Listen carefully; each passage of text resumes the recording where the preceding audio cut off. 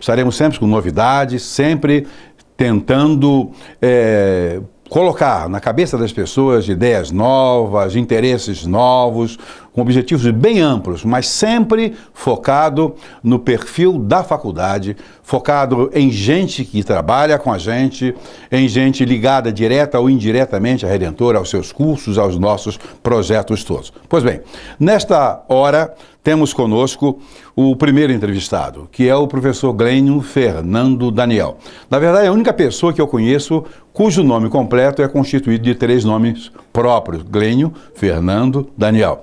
Ele é o coordenador master dos nossos cursos de engenharia mecânica.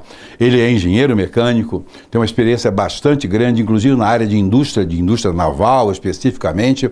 É um oficial de marinha já aposentado, mas realiza o seu trabalho com muito afinco, com muita dedicação, com muito carinho e com muita competência. Aqui estou com o professor Glênio, que na verdade é um gaúcho de boa cepa, como se diria há 40, 50 anos atrás. Como vai, Glênio? Tudo bem? Tudo bem, é uma satisfação estar aqui participando desse primeiro programa. Foi um privilégio de ser o primeiro, é um desafio. Vamos ver como é que vamos nos sair nesse desafio. Eu acredito que o fato de ter feito referência aos meus 3 nomes, que aparentemente são nomes próprios, tem uma razão de ser, que é a origem italiana. Na realidade, meus bisavós têm o sobrenome Danieli, com L-L-I no final. Foram lá para a Quinta Colônia, lá no Rio Grande do Sul, e infelizmente os escrivães da época eram menos letrados do que os gringos que estavam chegando. Agora todos aqui são brasileiros, então a partir daí todos os que nasceram passaram a ser registrados como Daniel. Igualmente tem tios meus cujo sobrenome é Alberto, que seria Alberti. Tem outro que é Antônio, de sobrenome, que seria Antônio, e por aí vai. Tem vários exemplos nessa colônia lá da migração do Rio Grande do Sul. Bom, quanto à minha formação, eu, além de engenheiro mecânico, eu trabalhei muitos anos no Arsenal de Marinha, trabalhei muitos anos a bordo de navios da Marinha, fiz parte da construção da fragata Independência, enfim, eu tenho um conhecimento teórico e prático, de vivência, significativo, e por essa razão é que eu hoje estou na Redentor, que me acolheu há quase 10 anos atrás, e eu tenho uma grande satisfação de dizer que eu estou sendo útil, apesar já dos meus cabelos brancos, quando a grande maioria já está se aposentando. Pois bem, os meus cabelos também já foram brancos e eu acho que ainda continuo sendo útil. O meu nome também é Heitor Antônio da Silva, o Antônio, meu Antônio não tem acento, embora eu tenha, mas o Antônio do meu nome não tem. Pois bem, nesta primeira aparição, eu chamo, nesse primeiro programa de uma primeira aparição, nós vamos discutir aqui a educação ou ensino, educação e ensino é um mix aí, nas perspectivas de curto, médio e longo prazo. E sobre isso exatamente eu quero colocar essa primeira parte para você, Glênio. A importância dos cursos de tecnologia para o futuro. Como é que você vê isso? Olha, eu vejo da seguinte forma: um país que não tiver tecnologia, ele está fadado a ficar a reboque de outros países. Então isso é uma luta de muitos e muitos anos do nosso país, sempre querendo, buscando tecnologia. Tecnologia custa caro. E quem tem essa tecnologia ou cobra muito caro ou não passa essa tecnologia. Ao longo da minha vivência na Marinha, eu tive a oportunidade de constatar dificuldades muito sérias em vários desenvolvimentos tecnológicos na área militar que ficaram travados, tá, por causa da não obtenção dessa tecnologia que outros países negaram. Só para citar um exemplo, eu tive a oportunidade de visitar todo o Centro Tecnológico da Aeronáutica, onde há vários anos atrás estava sendo preparado o lançamento do foguete genuinamente nacional. E lá, numa palestra, nos foi dito que o maior problema de enviar um foguete com tecnologia nacional era a incapacidade ainda de fazer a fundição perfeita do combustível sólido.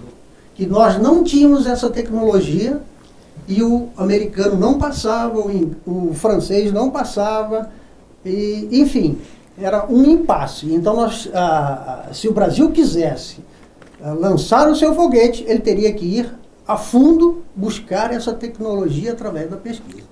Pois veja bem, a coisa é muito séria. Quando se fala em formar profissionais de tecnologia, engenheiros, o que é que seja, passa por muitos complicandos. E um deles é uma questão política nacional, no que diz respeito à preparação que se tem em termos de ensino fundamental e ensino médio, que é muito ruim.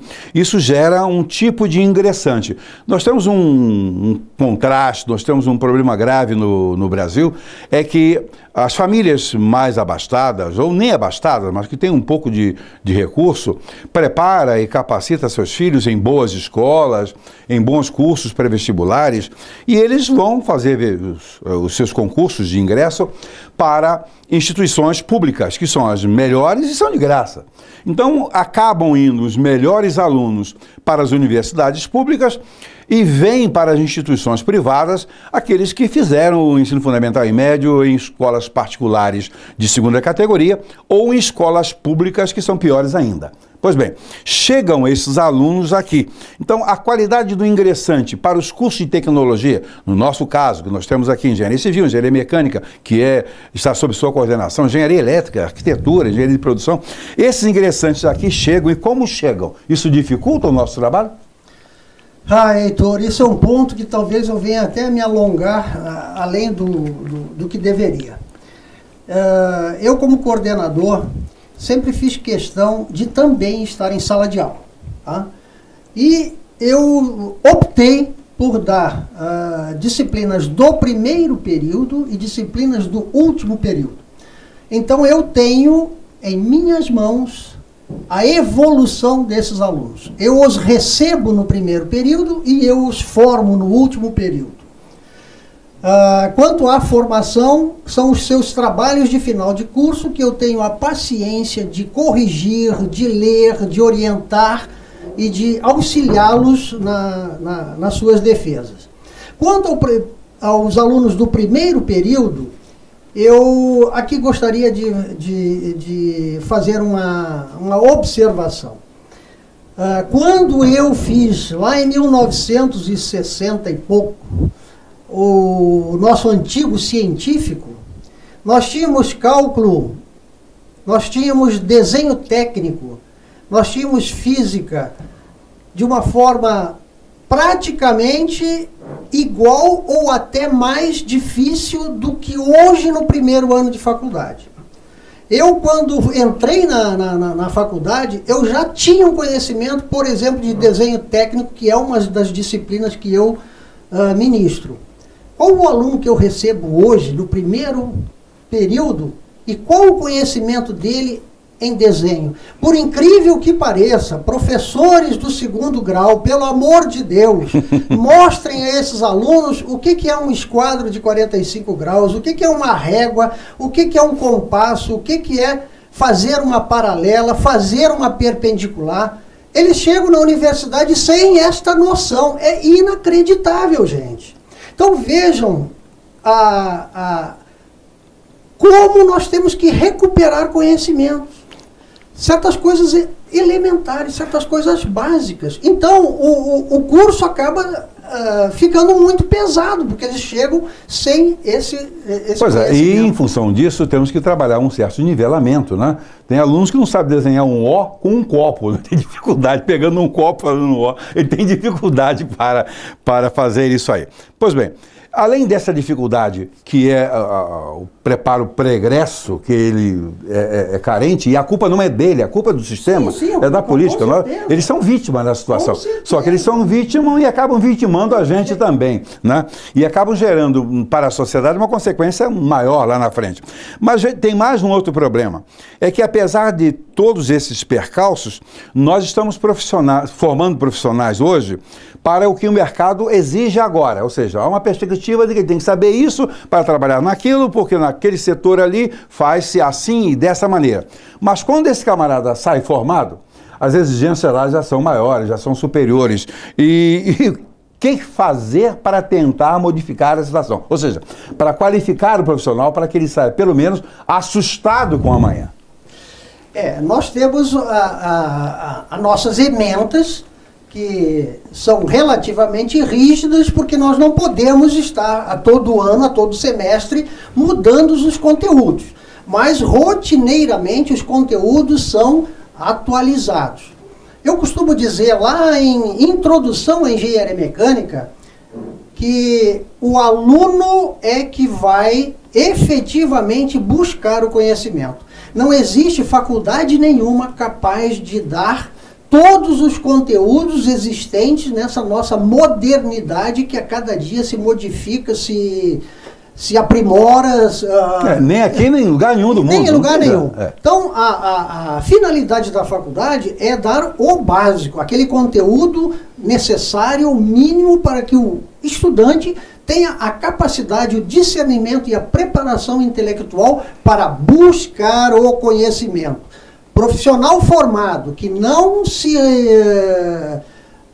busca o conhecimento, reciclar é uma palavra meio chegada a lixo, mas serve também, que não esteja constantemente se aprimorando, infelizmente não vai encontrar uma boa colocação na nossa sociedade, porque a evolução é uma coisa assustadora, entendeu? Eu estou constantemente me reciclando para poder acompanhar essa evolução. Pois é, essa é uma situação de fato, não tem jeito. Quem não estiver disposto a continuar estudando, a crescendo, ou seja, a exceder em tudo aquilo que aprendeu, está fadado ao fracasso mesmo.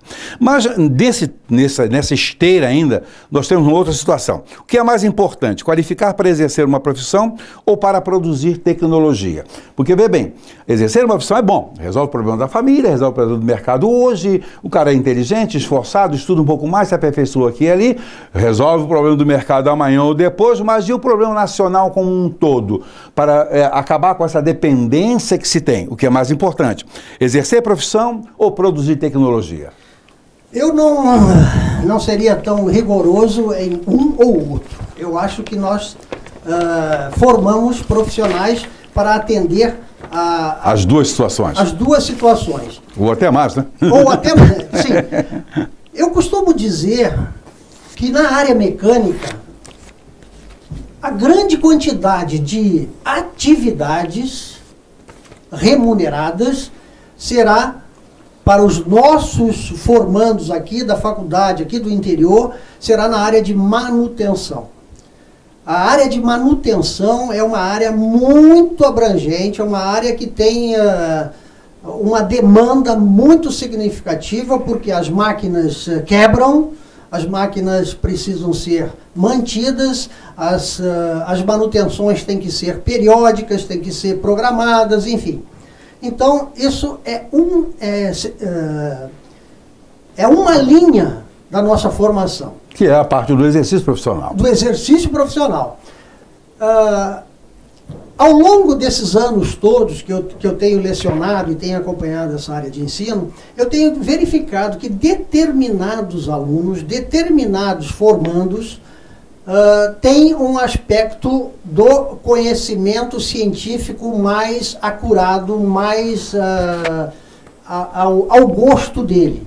Então, esses que não são muitos, é que provavelmente vão caminhar, se o mercado os favorecer, ou enfim, se a vida os favorecer, para a área da pesquisa científica, que ela, infelizmente, no nosso país, ainda está muito aquém da necessidade mínima que o país precisa. Pois é, aí vejam bem, nós quando olhamos para o mundo, nós observamos que alguns países mandam no mundo em termos de tecnologia, não é? E eles desenvolvem tecnologia, exportam tecnologia, ou pelo não exportam a tecnologia, mas o produto desenvolvido pela tecnologia. E eles têm muita dificuldade, como você mesmo colocou, em exportar tecnologia, que eles não estão aí para deixar a retaguarda deles aberta, desprotegida. Então, em termos de tecnologia, quais são os países que mandam no mundo, os mais desenvolvidos hoje? Sem dúvida nenhuma, os Estados Unidos, em termos de tecnologia, é o número 1 e vai continuar ainda por muitos anos. Hoje se fala muito do Japão, da China, da Coreia do Sul, mas na realidade eles foram copiadores. A própria Alemanha, né? A própria Alemanha. Sim, esqueci da Alemanha. A Alemanha também continua sendo um país de primeira linha em termos de tecnologia. É praticamente o motor da comunidade europeia, né? Já a França, num degrau um pouquinho abaixo, a Inglaterra, mais ou menos equilibrada com a França em termos de tecnologia. Cada um desses países tem determinados focos tecnológicos aonde eles investiram muito, por isso que eles dominam. Já no caso lá dos países asiáticos, o que houve foi muita desmontar, copiar e melhorar. Que vamos começar a tocar nisso daqui a pouco. Agora, veja bem, veja só, esses países produzem, Israel também tem uma boa tecnologia, sim, uma boa produção de tecnologia, né? Na verdade, Israel está presente em todos os países onde se desenvolve tecnologia. Eles estão ali, não é porque sejam mais inteligentes do que os outros, a questão não é por aí, não é por aí. Embora, claro, existe gente com um pouco mais de inteligência do que eu. O brasileiro, por exemplo, se sobrevive, que é muito inteligente, né? Aqui tem umas especialidades bem modernas de roubalheiro, por exemplo, que ninguém tem, a gente consegue sobreviver apesar disso tudo. Bom, como fica essa questão? Nós temos que importar tecnologia. Você lidou com isso, com a questão de uma fragata. A fragata praticamente é o segundo maior navio das marinhas hoje, né? Acima dela é só os porta-aviões. Não existe mais cruzador, não existe mais encoraçado, isso foi tudo para o espaço, acabou. Esse modelo de guerra acho que não usa mais esse equipamento. Então vai nas fragatas, da fragata já pula para o porta-aviões. Pelo menos na minha marinha, quando eu tiver, vai ser só assim. Não vai mudar muito não. Mas então, como fica essa questão? Nós temos que importar produtos muito caros, equipamentos muito caros, como aviões e etc, equipamentos de medicina biomédica, por exemplo. Ontem eu fiz uma ressonância magnética e ele estava lá, Philips, né? Pode ser Felipe, mas não é Philips. O troço não é positivamente brasileiro, né? O troço é importado. Pois bem, nós temos que comprar coisas muito caras e às vezes compramos com um compromisso, como agora com os jatos lá da Suíça, os Greenspur, de transferência de tecnologia. Mas será que eles estão realmente dispostos a transferir tecnologia ou só a tecnologia que não lhes interessa mais? Ou seja, que eles mesmos já ultrapassaram? Seria por aí? Olha, eu vou citar um exemplo que não é bem por aí, mas as coisas evoluíram muito. Quando a Marinha comprou esse projeto das fragatas classe Niterói, o contrato rezava que 4 seriam construídas no estaleiro Vickers, lá em Portsmouth, na Inglaterra, e 2 seriam construídas aqui no Brasil, transferindo a tecnologia. E efetivamente, neste caso, a tecnologia foi trazida para o Brasil, foi passada ao Arsenal de Marinha, que construiu as fragatas tão boas quanto as que foram construídas lá. Obviamente que muitos ingleses vieram para trabalhar junto com os funcionários do Arsenal, um coladinho no outro para passar a tecnologia, porque o mais difícil não é construir o casco, não é construir a estrutura. Isso é relativamente fácil.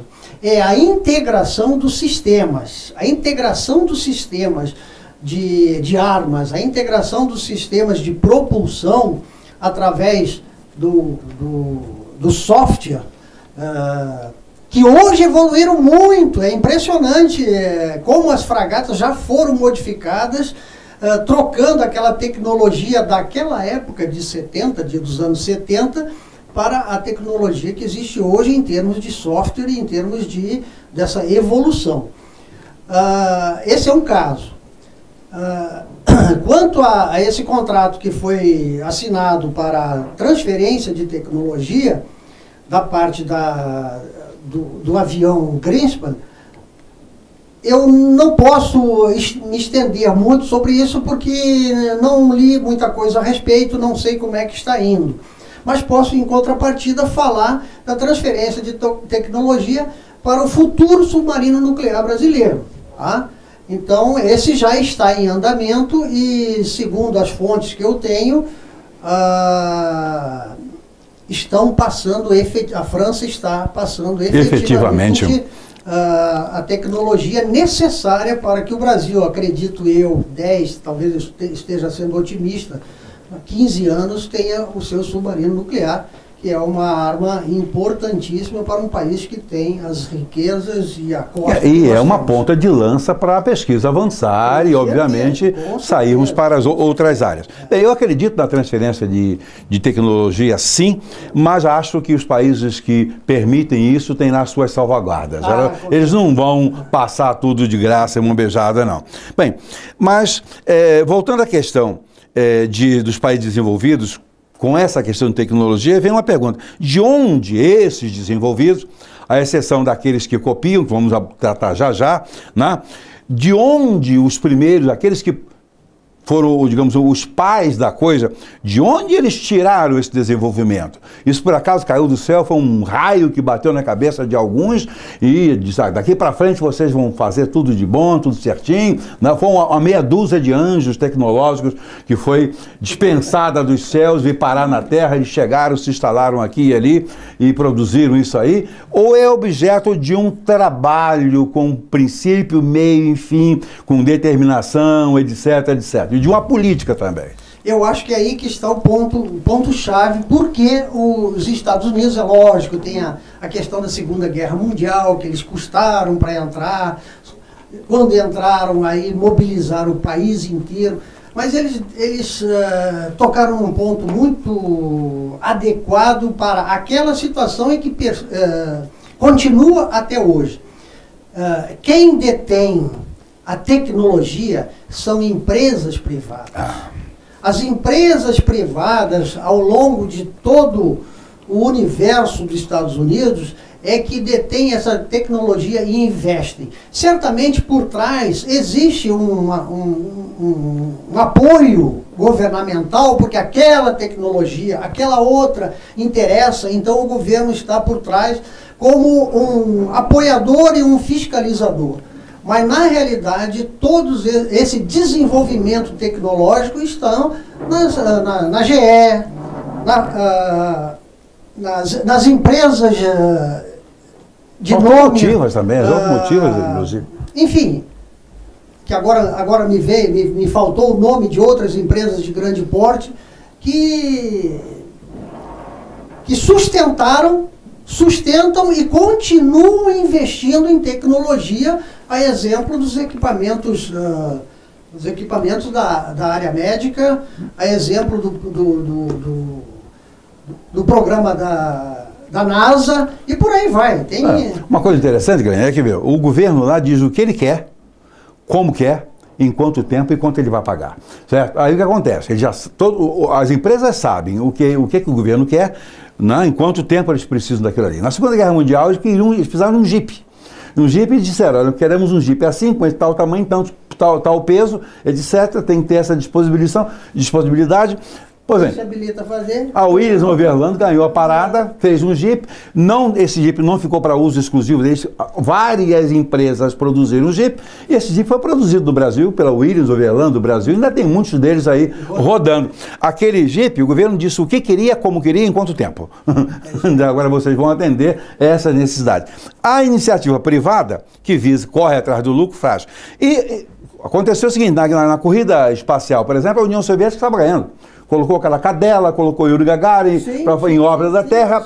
Né? John Fitzgerald Kennedy disse: para aí, Tem um prazo, eu quero colocar o homem na Lua em tanto tempo, fulano faz isso, faz isso, faz isso, faz... Quem fizer melhor e mais rápido, o banco já colocou. Por que que a União Soviética perdeu a parada em termos de tecnologia aeroespacial? Perdeu porque lá eles não tinham e não têm uma boa iniciativa privada forte e bem paga. Os Estados Unidos tinham. Então, né, vocês façam, eu pago, custa tanto, em quanto tempo quero colocar o homem na Lua. Correram atrás, puseram o homem na Lua. Certo? A União Soviética não tinha esse privilégio, era tudo estatal, deu no que deu. Pois bem, aí vem aquelas questões. Primeiramente, desenvolvimento não é só de uma questão de uma educação sistematizada, formal, de ensino fundamental e médio. Não é, não depende só disso. Depende de política, depende de disposição, depende dessa estratégica de que tipo de iniciativa vai capitanear o desenvolvimento, né? Também não é, não creio, que seja porque esse ou aquele país as pessoas têm cérebros melhores. Não é nada disso, né? Agora, eu entendo que é por estabelecer o desenvolvimento é produzido em função de metas definidas, né? Selecionando pessoas que aceitam o desafio, que se dispõem a pegar parte de suas vidas e dedicar aquilo. Foi Manhattan, mas saíram das mais variadas partes, se enfurnaram num lugar horroroso, né? E fizeram a bomba atômica, acabaram com a Segunda Guerra Mundial, com a Terceira também, acabaram com todas, porque ninguém é besta começar uma guerra considerando o que fizeram aquelas duas bombas, que aliás, se fosse colocada naquele tamanho daquelas bombas, toda a tecnologia atômica que tem hoje, eles não acabariam com duas cidades, acabariam com o mundo. Seria uma coisa horrorosa, né? Agora, em termos de desenvolvimento, teria acontecido em alguns casos, já tem muitos casos, a questão do ensaio-erro. Você começa a fazer de um jeito, dá certo, observa, modifica. Veja bem, nós mesmos, eu e você, lemos um livro chamado Engenheiros da Vitória. Ele aconteceu muito disso. Começa com o tanque furava aqui, vazava ali, etc. Foram aperfeiçoando. Quando terminaram a guerra, estavam com os melhores tanques do mundo, né? Isso é uma realidade na engenharia, né? Em muitas ocasiões, um projeto que no papel parece que está todo perfeito, ao ser executado, ele apresenta várias situações que precisam ser modificadas. Isso é característico de qualquer projeto. Então, essa situação em que você testa e refaz, e testa de novo, enfim, isso é muito normal no âmbito da engenharia, principalmente a mecânica, tá? Se utilizando de protótipos que poderão ser modificados, melhorados e atualizados, e isso é normal. E isso é muito bom, inclusive, essa maneira de se fazer engenharia, sempre aperfeiçoando, isso agrega muitas outras opiniões, outras variáveis no sistema, de tal maneira que com o passar depois de muitos erros, se chega a um produto... Pois é, você colocou a engenharia mecânica, mas até na engenharia civil, por exemplo, uma questão estrutural da engenharia civil que usa a mecânica, porque Sim. tem a relação de forças ali, você vai observar que em determinados países, com uma tecnologia ruim, desaba prédio, mata milhares de pessoas, centenas de pessoas, enquanto que nós estamos melhores nesse particular. Eu até me assusto quando eu vejo um tufão passando nos Estados Unidos e leva as casas todas. Aqui já não passa e quando se passar tem dificuldade, porque está tudo agarrado na litosfera. Mas vamos lá. Nós citamos agora há pouco, você me citou o caso da Coreia, do Japão, que a China também produz muita coisa hoje, e eu creio que partindo como o caso do Japão, não quero falar mal dos japoneses, do Japão talvez sim, mas não dos japoneses, eles pegaram o Mercedes da Alemanha, produziram lá pela Toyota no Japão com o nome de Lexus, um carro maravilhoso, é muito bom, mas é uma cópia do Mercedes. Ou seja, essa questão ética, né, de copiar, plagiar, desenvolver, eu tenho até um slogan para isso, né? Tudo que existe pode ser desmontado, copiado e aperfeiçoado. A questão em termos éticos, em termos práticos, isso aí funciona?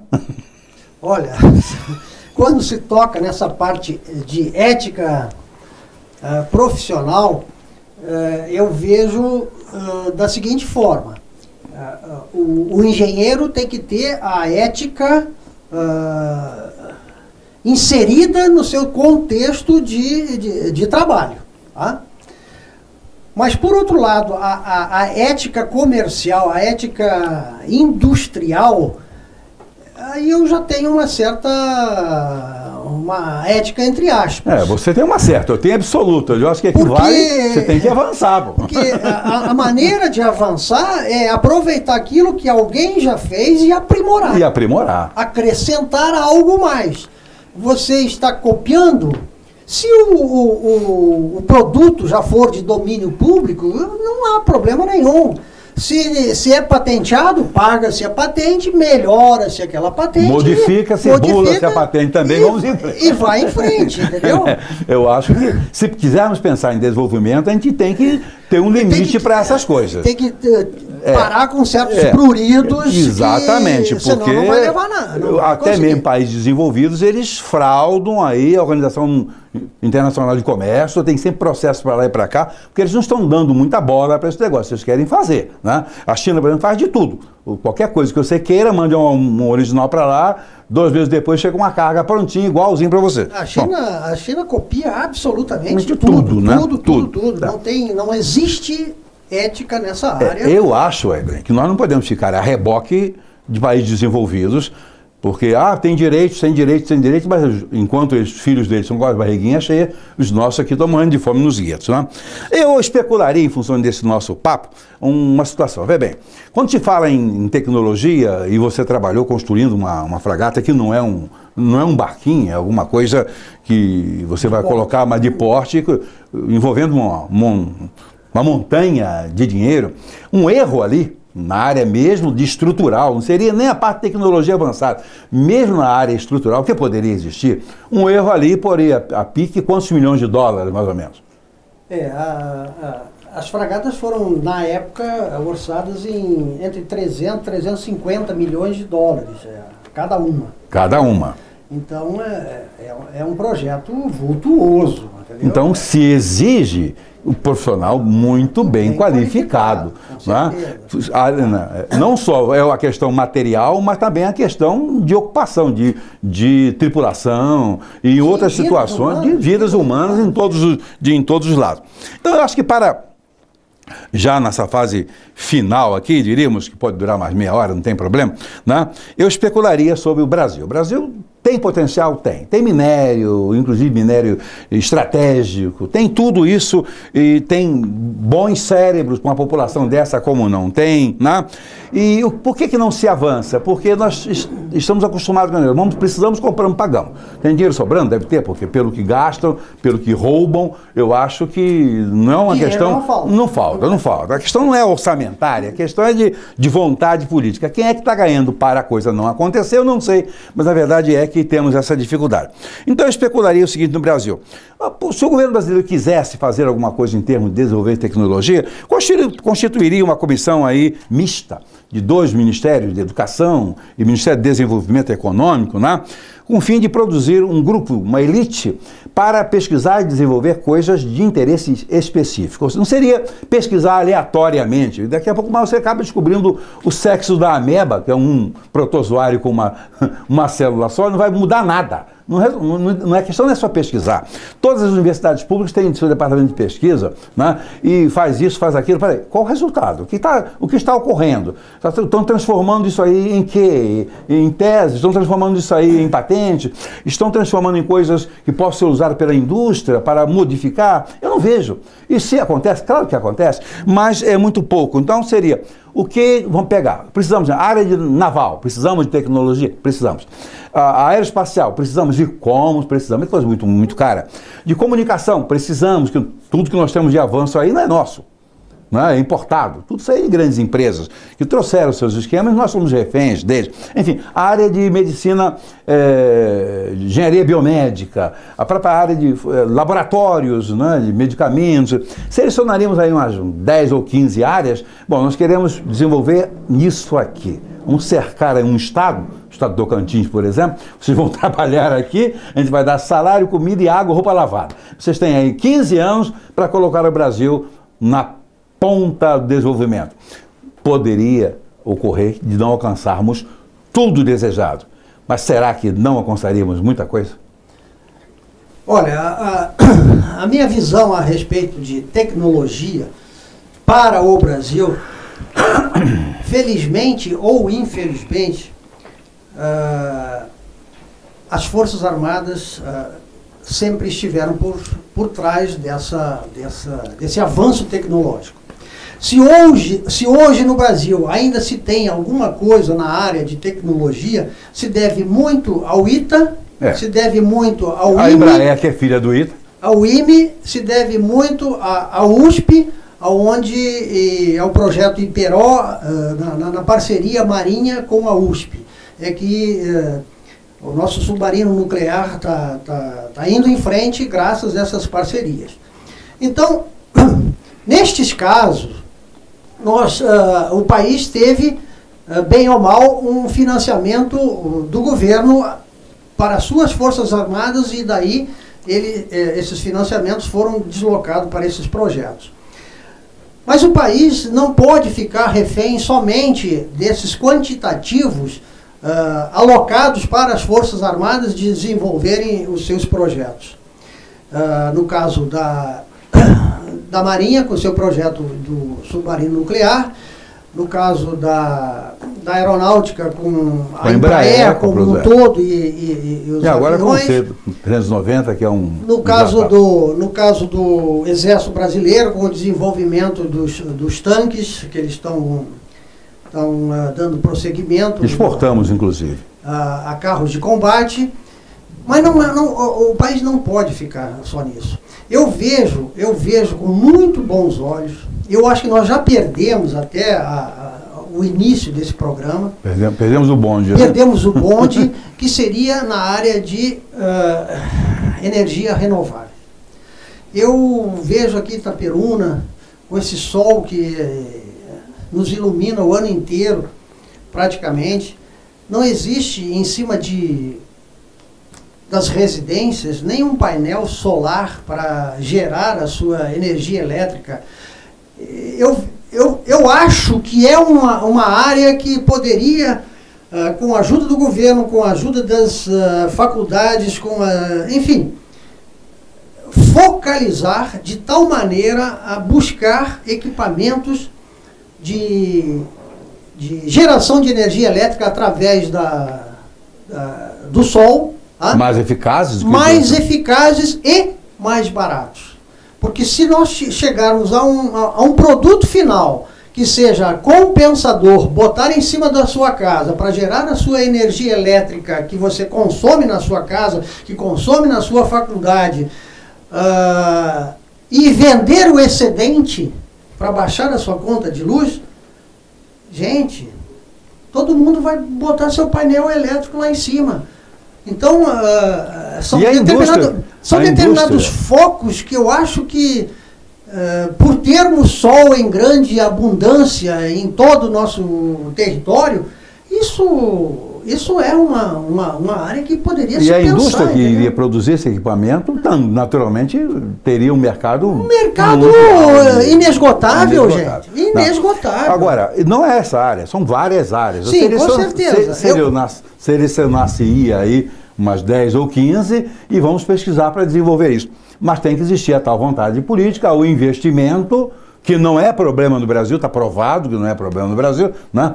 Qualquer construção de um estádio aí gera uma reserva, uma reserva estratégica para a gente fazer o investimento. Pois bem, eu conversei aqui, parafraseando um colega meu, Jô Soares, né? Conversei aqui com o professor Glênio a respeito dessas coisas. Foi um papo muito bom, Glênio, muito obrigado. Semana que vem nós teremos outro entrevistado, em outras ocasiões você estará conosco também, e nós estaremos sempre aqui neste canal Epígrafe, trazendo coisas interessantes, pessoas interessantes, que, em geral, o povão não sabe que existe em Itaperuna. Pois bem, Faculdade Redentor já será centro universitário, um passo à frente da Germás. Muito obrigado.